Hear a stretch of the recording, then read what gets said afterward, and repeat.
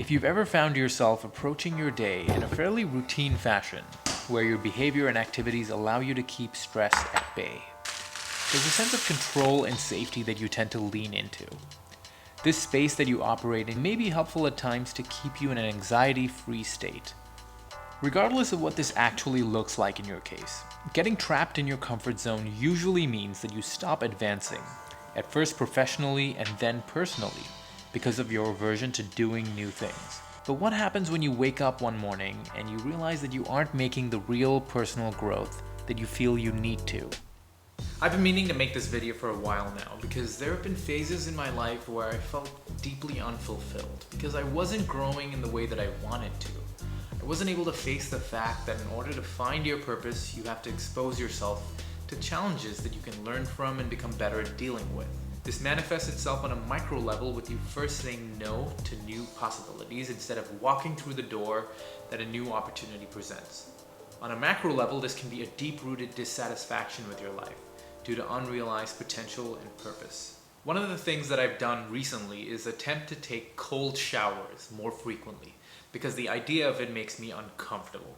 But the more I seek out this discomfort, the more I develop a resilience to it.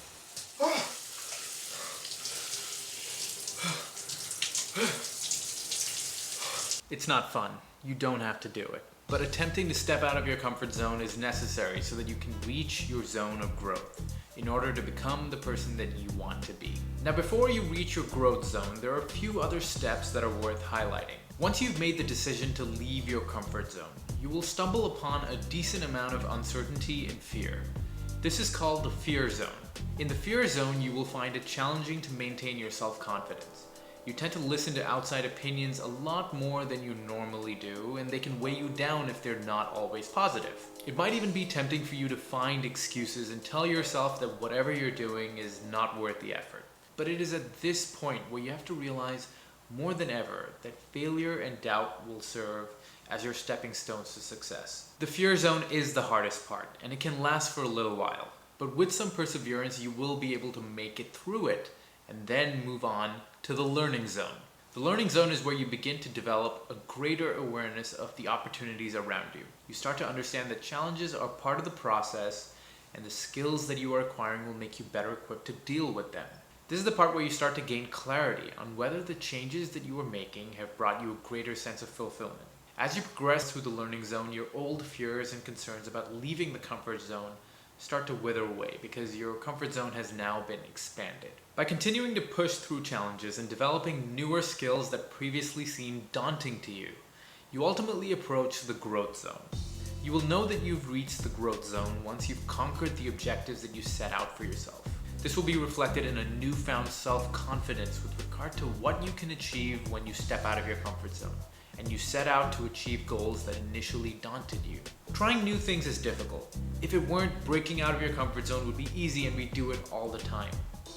The best part about all of this is that when you see the progress that you are making in one aspect of your life, because you sought out a little bit of stress and productive discomfort, you may become more open to pushing yourself in other areas that you may want to improve as well. The relationship between stress and the comfort zone can be traced back to a 1908 model called the YatesDodson Law, which explains that in order to maximize performance, we need a state of relative anxiety, a space where our stress levels are slightly higher than normal. This space is called optimal anxiety, which exists just outside the comfort zone. If we experience too much anxiety, then we are too stressed to be productive and our performance drops sharply. Look, one of the things that's stressing me out is I haven't been able to get a haircut in far too long because everything is closed, and having a camera on me with my hair like this is giving me anxiety like you can't even imagine.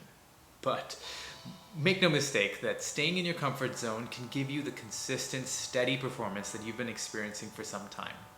But exposing yourself to newer challenges can be the catalyst for growth that you never knew you needed. So try to be comfortable with seeking discomfort, because that may end up being the secret to the growth that you've always wanted for yourself. If you like this video, drop a like below, share it with somebody who you think is kind of stuck in that comfort zone and needs to get out, or somebody who you think might just find this helpful. Thank you so much for watching. My name is Bihan Shalaya. I'll see you next week.